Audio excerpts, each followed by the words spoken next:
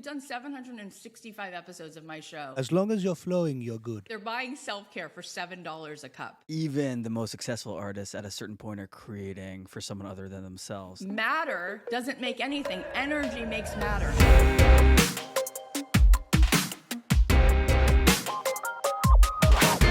Welcome back to Buckle up, baby. episode 62. We have an incredible guest and good friend of mine and the podcast, Cathy Heller. Thank you so much for joining us today on Buckle Up episode 62. I'm so happy to be here because I feel like I know I'm one of many people who are in the Ami fan club. And Michael, we haven't met yet. But I'm sure if Ami loves you, I will be a fan. But what I want to say is I feel like I'm one of many people who really saw that Ami has like a Swiss Army knife of amazing genius. And I just love that you are full tilt boogie, using it all, and that we get to hear you on a podcast and see everything Hashem gave you, because it's pretty awesome. Amen. Thank you, Cathy. These episodes keep starting like that, Michael. Yeah, it's really yeah. nice. You know, we had Brian Koppelman on our last episode, which was a really cool experience too. But he's been following on TikTok and Instagram. It's amazing what the platforms have. I mean, you used to say it to me all the time. You would give me like a strength of encouragement to like pursue all lanes and all things and don't limit myself. Like keep everything open, which I always appreciated. Yeah, I remember. I mean, you're so talented as a songwriter, but I remember when I first heard how much humor you had, and I was like, oh, that's it. Like, that's probably, you know, we don't always know like what our zone of genius is. And I feel like there's a great surrendering that happens. Pete Holmes said to me that you think you're chasing your dream, but the dream that's yours is the one that chases you back. And for him, it was comedy. It just chased him back, right? And for me, I mean, Ami knows that I really wanted to be a songwriter, and I had 2 record deals, and it wasn't like I didn't have success in music. I feel like for some people, they'd say, oh, that's amazing. Like you had all of these things happening at one point, licensing your songs. But then when I started this podcast, it was just sort of like, it was like picking up this glass of water. It was just like the easiest thing. But it took me a minute to surrender my own insisting on what I thought it had to be to actually allow it to be what it's supposed to be. Right. Yeah. That's actually one of the things we wanted to talk to you about sort of looking not to where you want to add value, but where you actually add value and the universe talks back to you. Yeah, you said something interesting about the idea that, and we were discussing it before, that oftentimes like you think you have this sort of path to take, but the universe kind of tells you something else. And that was like that for me for comedy too. I think for a long time, I just couldn't see an outlet or a way to get it out into the world. And I don't know why, but for whatever reason, music provided, maybe it was also just like there was a bit of fear and self-consciousness about it. But I think for me, the music at an early age took me on this path that was like more defined. You know, you could learn this instrument, you could go to school, you can study it. There's an educational infrastructure to music that there really isn't to comedy. And there wasn't a platform for comedy for years. With music, as recording software and the technology developed, pre-social media as a means to do that, like you could start making records and CDs in high school and college and play with the band. And that was the way to express, you know, that side of myself. But for a long time, it wasn't until I kind of discovered the true essence of like social media as a way to sort of, you know, make entertaining content as opposed to just a promotional tool. It wasn't until that came about that I discovered a way to broadcast the comedy stuff. So I guess it was revealed to me and the circumstances worked itself out, you know? How do you draw that line though? Maybe you have examples from people you've worked with, but where's the line between insisting that a dream happen and hustle culture and hard work and being persistent and, you know, holding on to it? You know, how do you know when to pivot and start listening to some other voice that's coming at you? Yeah, I mean, I feel like there's so much to unpack around this because I think everybody has sort of the life they're living and the life they want to be living. And we all think we're the only ones with that secret, but the secret is we all have the same secret, which is that. So, I mean, this is really like the quest, right, is to get to the Emerald City, and where is it and how do you get there? And I think that what's interesting is that the ego part of us really wants to be in control. And like Ami said, you know, and it's funny to hear you say it about music because music is so competitive. But like something in you allowed you to say, no, I actually see how this is possible.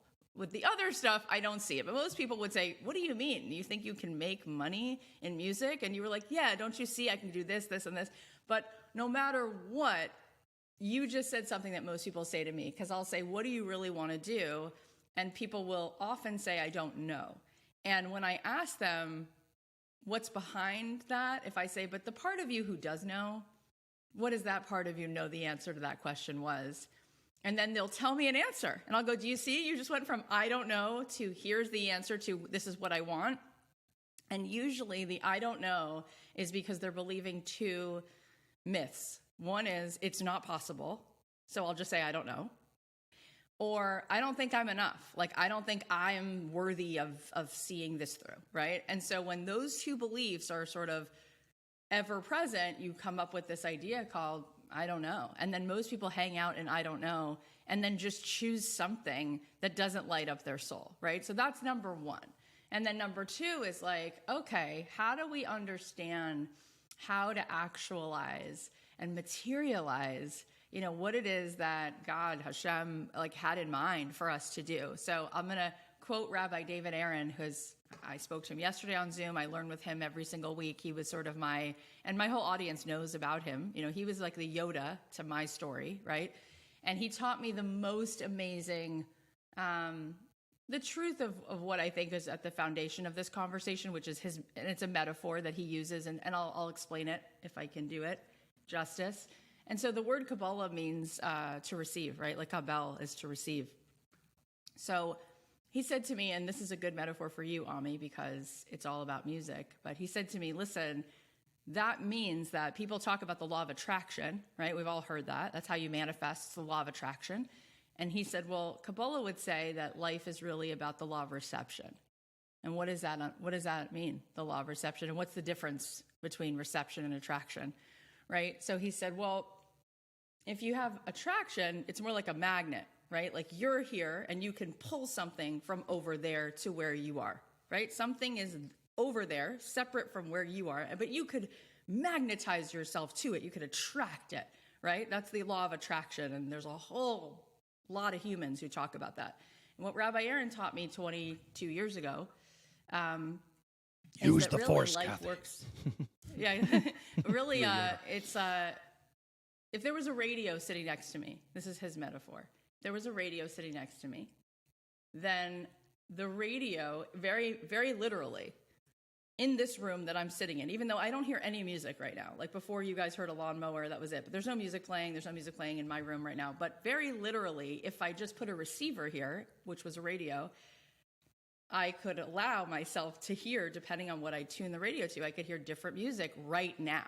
Like not as a hypothetical, meaning like put the radio down and I could tune it to salsa music. I could tune it to some AM sports talk show. I could listen to Dennis Prager. I listen to anything I want, just depending on where I move the tuning of this receiver, right? And so what most people don't understand then is it's the receiver that's determining what song is being played, right? And so how much reception are you getting? And where is your reception tuned to? And so what most people do is they go through their life thinking that it's outside in, that things are just happening to them, right?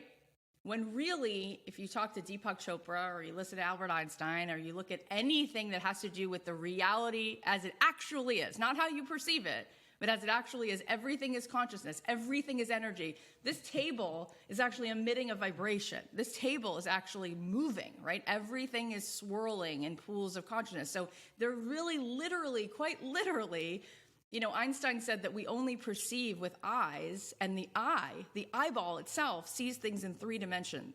But that's not what is. What is 10 dimensions, right? Because there's something happening between me and this computer screen, I just don't perceive it, but it very much exists. And so we are like in this pool, this infinite field. And so I don't have to attract something from over there. But what I do have to understand is that my vibration, my signal is real.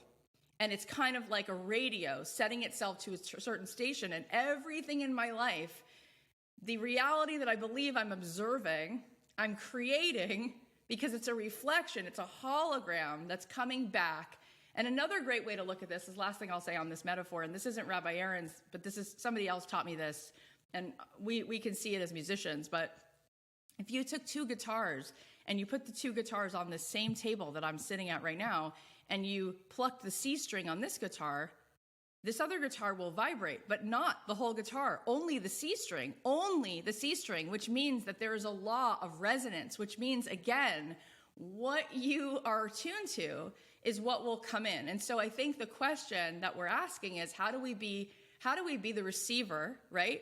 To download the music we want to hear, number one. And number two, what you said before, the question is, how do we know what music we're meant to play?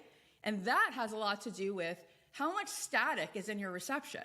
Because most people walk around as little avatars of egos, right? And Deepak Chopra said to me, he said, listen, I want you to say to me, I am Cathy Heller, say it. So I said, okay, I'm Cathy Heller. He goes, now just say I'm Cathy.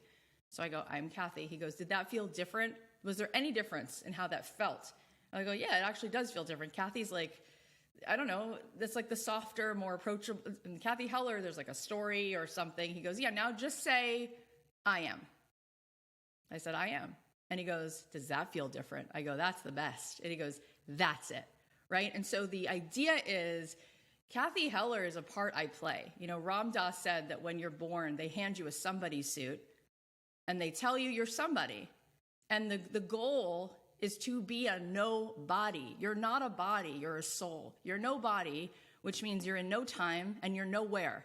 And when you actually tap into being this energy, right? What you were at conception, right? What Hashem actually made you to be, what God actually is sending through you, which is a life force, which is you before stories, before limitations, before your parents' brokenness, before your brokenness, before all of that. There's just this I am. When you are in that place, you are in alignment, you are coherent, your vibration then extends out from you, and everything becomes net positive. And then it becomes very obvious because you're no longer insisting on anything. There's no insisting. You are just in this space, like Rabbi Aaron says, if God was the sun, you are a ray of that light. And when you are in that place, you can move through the world and glide with such grace because matter doesn't make anything. Energy makes matter. And so what I'm saying is, when you fully release yourself from the limiting story, right? Then your energy stops being constricted and you start to be coherent. You start to feel whole. You start to feel satisfied. You start to feel full. You start to feel so available to love other people into life because your very vibration is love. It's just an extension of this pureness. And when that happens, you're exactly where you need to be to allow for the best music to just come through this receiver. That's the best way I can answer that question. Deepak Chopra said to me, as long as you're flowing, you're good. But I was approaching him as Gary Vee and kind of messing with him.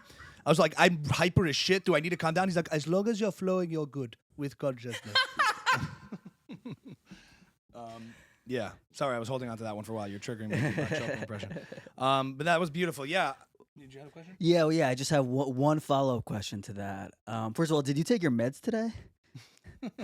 Michael. I'm just joking. I'm joking. No, I love this stuff. No, I do have one. I do have one other question. So, just to follow up to what I asked. So, when you were in your songwriting days, and you were chasing a record deal, et cetera, as opposed to you're doing something different now, which we'll get to. Mm-hmm. How did you feel different? Did you feel like you were flowing then, but in retrospect you realized you weren't? Or did you feel like you were flowing then, in the same way you are now? Throughout each process, yeah. I guess. I think that what's interesting is we have this very analytical mind that wants to make us into specific like put us in boxes, right? I mean, Elon Musk went from PayPal to space, right? And so I think that we came to the world to be creators, right? And when I say creators, I mean, not everybody's a visual artist, you know, not everybody is a creative in terms of the way you look at like 4 things that would happen at an art school, but we are all creative. And what does that mean is our favorite part of the creative process is turning thoughts into things. And so was I in flow? 100%. Is there some destination where I have to be? It's like, no. It's like the reason most billionaires, I mean, my friend has a deal with Mark Cuban. He has 2,000 businesses, right? His favorite part is to just go, oh my God, I got it. Oh my God, let's do this, right? Because it is so much fun to emulate God. It is so much fun to have a download, right? And so most creative beings, when you are creative, I mean, I met Julia Cameron a couple times. She came on the podcast. She wrote a book called The Artist's Way. And I said to her, Julia Cameron, do you really think all people are creative? And she was like, have you ever been in a preschool classroom? I said, yeah, I have 3 children, so I have been. She goes, have you met a child that doesn't love to create? Have you met a child that's not excited to build a fort or come up with a game or put their hands in the sand or get paint up their nose because they're so busy getting into a painting? I'm like, no. She goes, correct. We are all meant to do a zillion things. And Marianne Williamson said to me that even if you thought you had reached your potential, she goes, let's even take Mother Teresa. She goes, she hasn't even scratched the surface. Like, we can do it all. Our job is to let go of trying to control that, actually. And just every single moment of the day, it's like, where am I needed? Where can I add? What's getting me excited? There doesn't need to really be, this is the one thing. Because if you look at most people who we all admire who are creative, they make their own shoes, then they make their own vodka, then they make their own music, then they're building their own houses. I mean, if you look at Amy Schumer or P. Diddy or anybody, it's like multi-hyphenate. These people don't say to themselves, well, let me analyze that. You know, am I in flow here or not? It's like, I'm in flow. I'm waking up every day saying, put me in. Like, but do you think it's evenly distributed in everybody to the same effect? Temperamentally, there are some people who are very good at analytical or executional things, and some people are more right-centered. You have right-centered, left-centered brain people. But that's fine. That's them in flow. I don't think it has to be that you are a creative person building businesses and brands, but it's like, you know, the other day a friend told me that she saw a guy with crutches and braces on his legs, and he was like in his 70s, and he was at Starbucks, and she was leaving, and she had these 2 hot coffees, and she saw that his shoes were untied, and so she put down her coffee and tied his shoes. And that was such a mic drop for me. I won't forget that story. I mean, I hear a lot of anecdotes, like that one I won't forget, because all we really want is to feel like our day had meaning and value. And so what we do is we overcomplicate the simplest thing. What I'm saying is every second there are opportunities for you to be so needed and feel so full. And that's all you want. Like, why do people want 100,000 followers or $5 million or their name on the, employee of the month? It's like, you want to feel like a higher elevated vibration. You're just chasing the feeling that's behind the thing you think you want. We didn't come here for piles of awards or piles of things anyway. We came for a better feeling within ourselves. Right. I guess when you're saying the word creativity, I think you're meaning it in a very broad sense of anybody sort of creating the reality they want for themselves. Mm-hmm. And it's not necessarily a creative endeavor that we know traditionally as creative, but anything that you're involved in, you're adding purpose and value and meaning for yourself, and that's the type of sort of creativity and path that someone's creating for themselves. That's what I'm hearing. Yeah, I mean, I went with Dr. Joe Dispenza with 10 of us, and we went to his lab in UC San Diego, and we walked in, and we looked through a microscope at pancreatic cancer cells in an incubator, and we walked out of the room, and about 20 super meditators came into the room, and they walked in the room and they spent 30 minutes focusing Bob Marley style. Just open your heart, brother. Just open it. Like, when it's open, and get in there and open your heart and just focus love towards this incubator. That was their job. When we came back, we all looked through we looked at the pancreatic cancer cells. They changed. And UC They San have dreadlocks. Diego is having UC San Diego is having a really hard time with this because, I mean, UCSD is not some unaccredited little, like, he had enough research at his events that he was able to show how creative we are. So yeah, what I'm saying is, when you're not in fight or flight, when you're not constantly trying to impress or prove or get or hoard or, when you're actually not in that and you're in flow, your being is creative. Your very being is loving other people into life. And when that happens, you're going to become Brian Grazer. And the point that You it's best believe. observational in a lab, you can see it. That's what you're saying. That I've being, literally been on this path for 25 years, right? I studied 3 years at UCLA at the Mindfulness Center, and I studied with Rabbi Aaron for 3 years in Jerusalem. And I've been to every 5-day silent retreat and looked at it all, like, through the science lens, through this lens, through that lens. And, like, it's uncanny. We've done 765 episodes of my show. Every single one of those human beings has a practice. It's either transcendental meditation, or it's regular meditation, or it's taking 2 walks a day. I mean, Steve Jobs, most people don't know this about him. He was a Zen monk for 15 years. And then he went to a calligraphy class and was looking at fonts and said, I want to make technology beautiful. And that was it. And it was a vibration. It wasn't about the most utility. It was about the most vibe, right? And so from that place of focus and from that place of coherent focus, he's created the most successful thing ever in history, right? And Walt Disney was flying over swampland in Anaheim and turned to the helicopter pilot and said, do you see that? And he's like, no, I don't. And he's like, yeah, feel it. Don't look with your eyes, right? Look with something else. Like, we are so creative, but in order for us to get the downloads, whatever the creative download is, whether you're setting somebody up on a date or you're going to say something that actually moves somebody or have like a different end to your day, you have to have a mind that's not in fight or flight. You have to have a brain that's not just constantly reviewing a record of the past, which is mostly stress, which mostly takes you out of creativity. Right. On the idea of the abstract and the concrete, and you talked about, like, we get trapped in the analytical mind. I think for me, one of the things that I notice about myself is I like taking the analytical mind and inviting it into the abstract and sort of demystifying the abstract so that I could understand it. Whether it's analyzing a piece of music, when I hear something, I don't just like to sit back and be like, oh, that I experienced that. That was cool. I want to know what's going on, how to recreate that, pull the hood off and sort of figure that out. So turning it back to you on your sort of origin story of going from these various endeavors.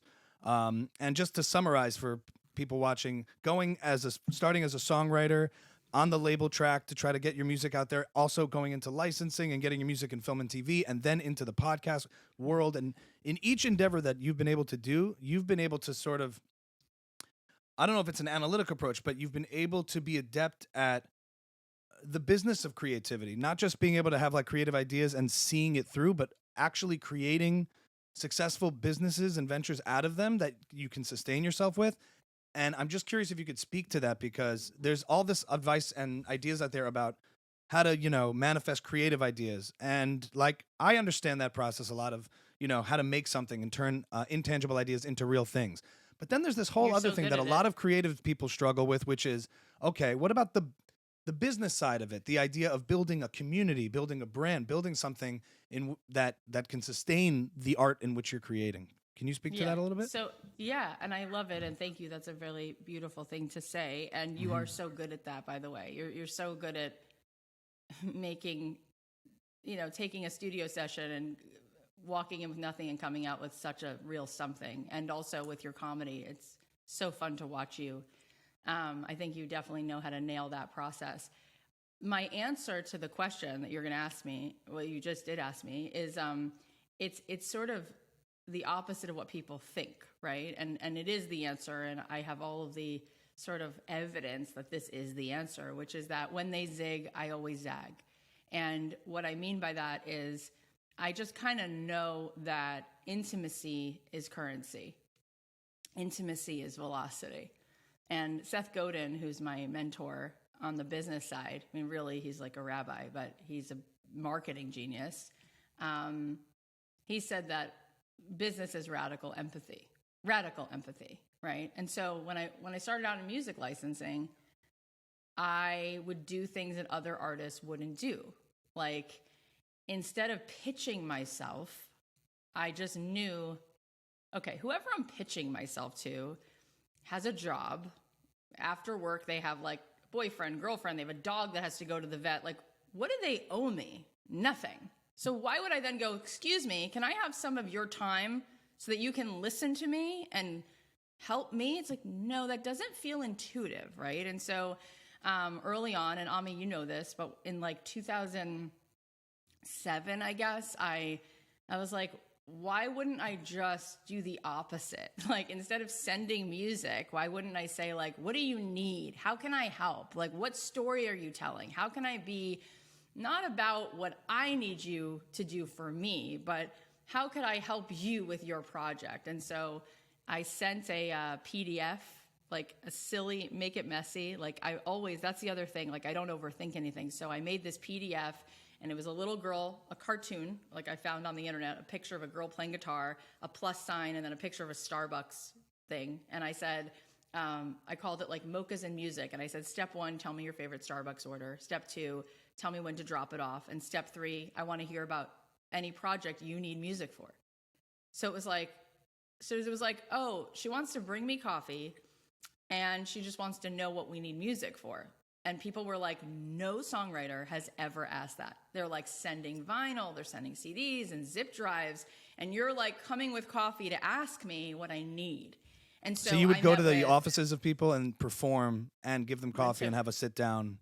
And I wouldn't even assume I was going to perform. I would just walk in and meet with Frankie Pine and Kevin Edelman and all these people, Don Soler, and I'd be like literally, genuinely like present, and I meant it. And I didn't come in with like, I need you to like me and I need you to choose my music. It was like, tell me what's up. And then they would say, you're so nice. And we're working on a song about sisters. Can you go write that? And I'm like, done, coming right up. And then Kyler and I would go write a song about sisters, and we'd get it. And then I come to the next meeting, and they'd be like, we're working on a song about, and every other songwriter that I knew was like, you mean you didn't just show them the EP you had worked on for a year? I'm like, why would I work on an EP for a year if I'm a business person? And if business is about radical empathy, because the difference between business and a hobby is you have a buyer. A hobby, you can make any EP you want, so you could go, make your own version of Bjork. You don't need it to be licensed. You just do your own thing, right? But if it's a business, it's for someone else. Someone else needs it or wants it. So therefore, why wouldn't I begin with what they need and want and take their order? I mean, when Sarah Bareilles was writing Waitress, she wasn't selling out. She was saying, what is the story you're telling? Like, I wasn't an abused girl who then had a baby. That's the story of Waitress, right? But is she still great at what she's doing? Yeah, she's adding her talent to telling their story. And so I remember having lunch with Carrie Brothers at Nate and Al's, and he's like, tell me everything you're doing, And I'm telling him what I'm doing, and he's like, it's just so different. Like, I would never do that. And I'm like, yeah, except the one time you did was for Garden State, because Zach said, here's what I need, and then that's how you got he's like, that's true, you're right. You know what I mean? So I built it, when they were zigging, everyone's like in the studio and then what artists would say is like, aren't you selling out? And I'm like, okay, so how is it selling out if I'm using somebody's story? Like, you remember this man named Alan Menken or John Williams? Do you think Alan Menken's like, I want to write part of your world? I woke up, it's like, no, I want to be a part of something bigger than myself. And even when I was at the label, when I was at Interscope, you best believe that Ron Fair was like, okay, I get that these are all your cute, like, trying to be Colby Calais songs. That's not a single. So what you need to write for us is, like, at some point, a business means somebody else needs something. And I think it's about, the David, Michelangelo was commissioned to make that. People are like, no, he just thought of it. It's like, nope. He's like, I got this great gig. Yeah, but it's like, why is it impressive? It's impressive because he's a talent. It's impressive because he brings his talent. Most artists, actually, for centuries, were the most wealthy people in society until La Boheme. I'm not joking. La Boheme, which became Rent. And it became this glorified thing that artists, real artists, are starving artists. That was actually never a thing. In fact, it's still not. It was an elite. It was an elite thing. Yeah, but the most well-paid people today are still artists, right? Because that's how it is. So it's a matter of that. And so, yes. And then when I went into podcasting, it was the same thing. What did I wind up doing? I made a relationship with Apple Podcasts. And I said to Apple Podcasts, what is your mission? What is your initiative? What is on your agenda? What is your flagpole content? I asked them that question every single month. What need do you have? And they were like, thank you for asking. You know, at the top of the banner on Apple Podcasts, there's like 9 shows on the carousel. They're going to be for, and they told me they're going to be for things like, you know, on Thanksgiving, you'll see shows about that. On 4th of July, on back to school, you'll see. And I was like, this is the easiest thing I've ever heard, right? And so I was like, great. Well, I want Apple Podcasts to be in business with me. And so then we were featured on that Apple Podcast carousel 9 times.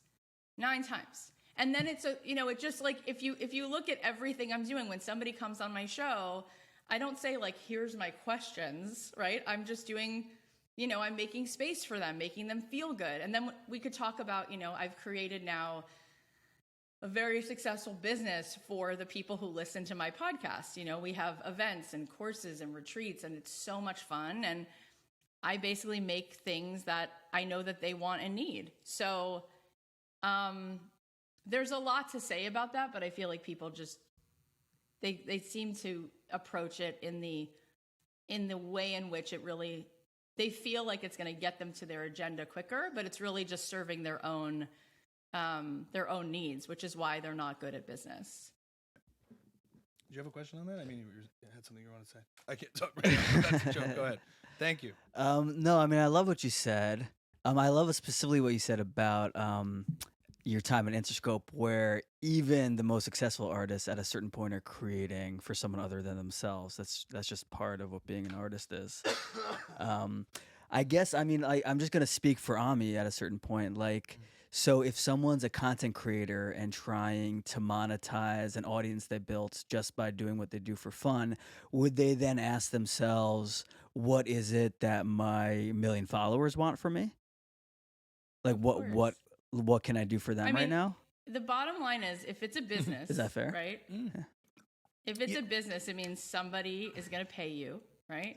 And the reason they're going to pay you is because they need or want what you make, right? And so you ask yourself, what would they want? It's like so what you do is what every other business has ever done. What I do, what Coca-Cola does, is you create a focus group for yourself. You ask them questions, you survey them, you say, what would you like? Would you like to hang out with me? Would you like for me to do the impression that you want me to do? I mean, you don't know what the answer is going to be, right? But you figure out, and it's the same thing when you wind up sitting down, which you will, Ami, at some point, when you sit down with HBO Max or Netflix or whoever it is, it's going to be, okay, Ami, you've got some real talent. Here's what we need, right? In order for us to put up the money, our CEO is saying we need things about diversity, or our CEO is saying that we need things about, this is our mandate. Yeah. Can you now do what you're doing to fill this mandate, right?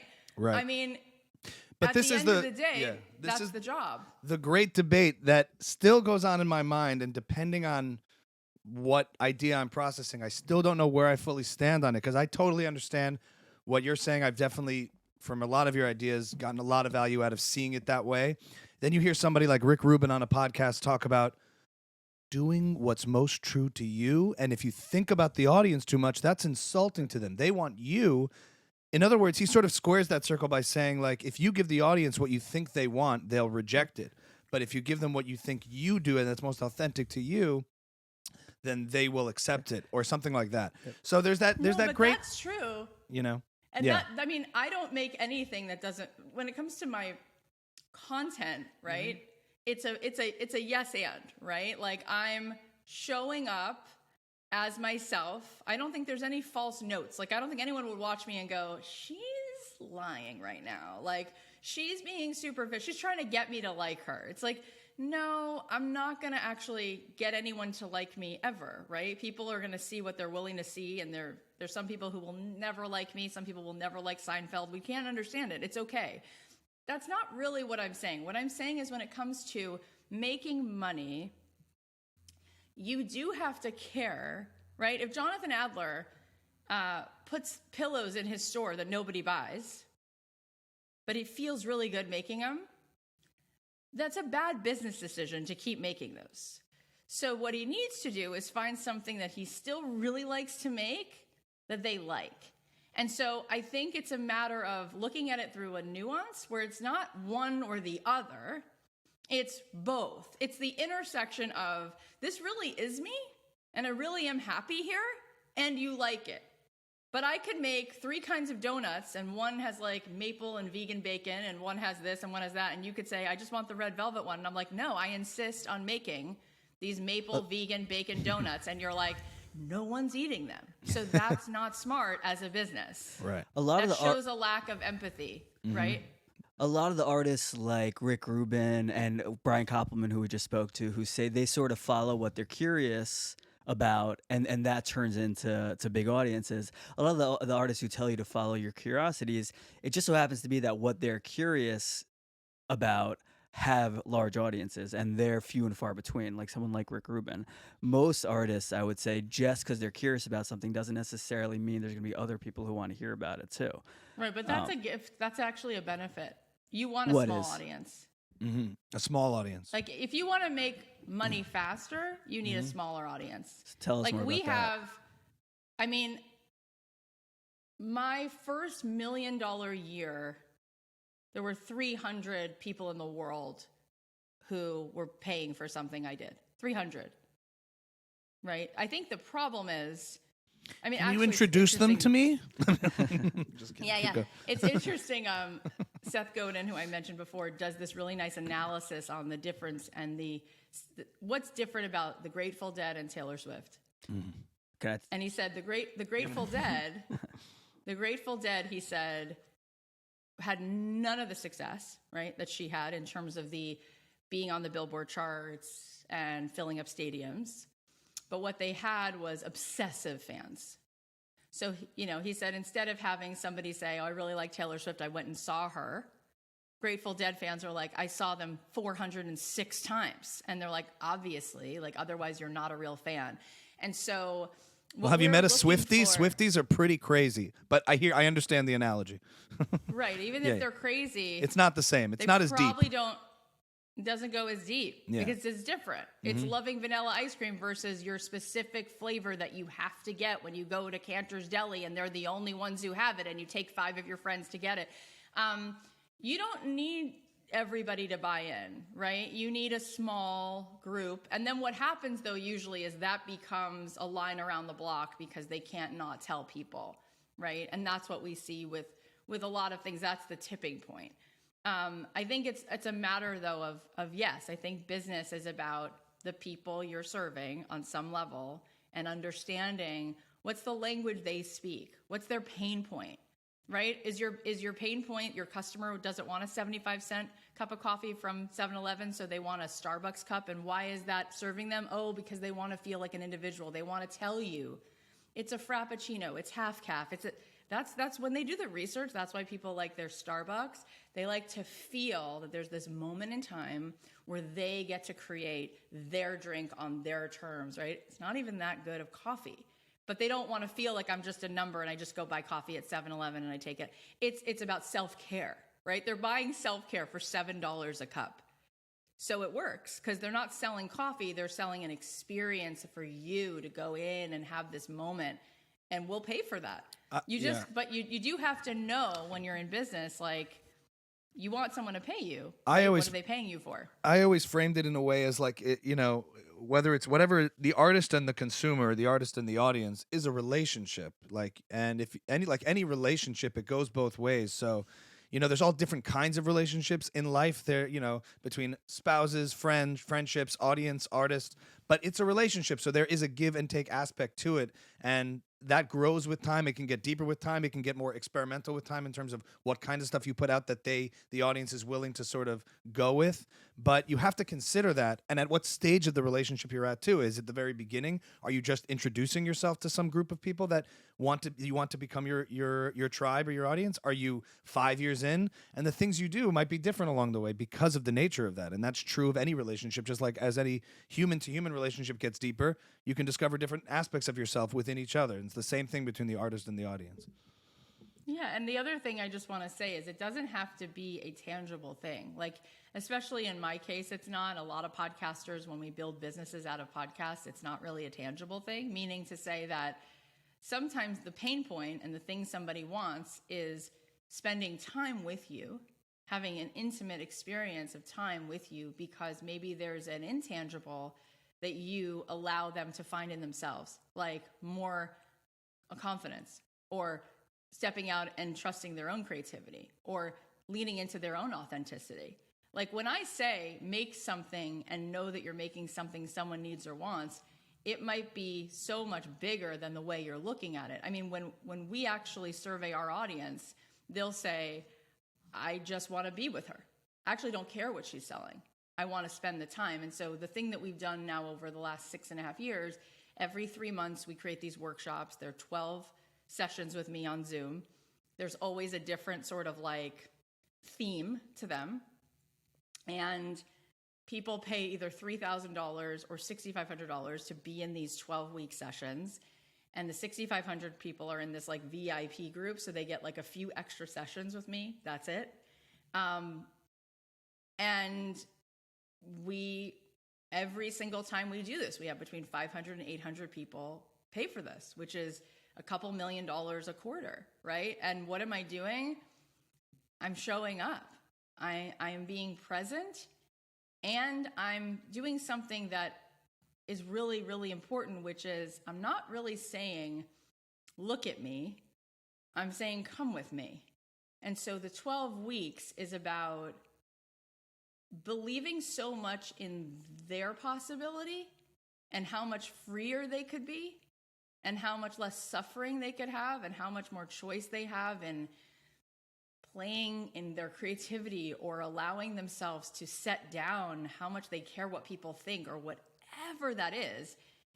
And people, then they re-enroll and then they come to our events and this and that. And it's like, that doesn't feel at all like I'm having to do anything other than what I love. It's just a matter of, I think when someone sees you and they watch your content, no matter who you are, if you're Gary Vee or Ben Shapiro, it doesn't matter. On some level, they're now in it for you, right? On some level, it's not even about the content anymore. It's you. They want you.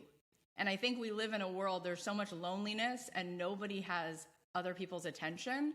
And so I say to people I know who are famous, who have big audiences, I'm like, you're literally selling Casper mattresses, right? I mean, because we have 200 sponsors. You're selling mattresses, and all they want is you. All they want is time with you.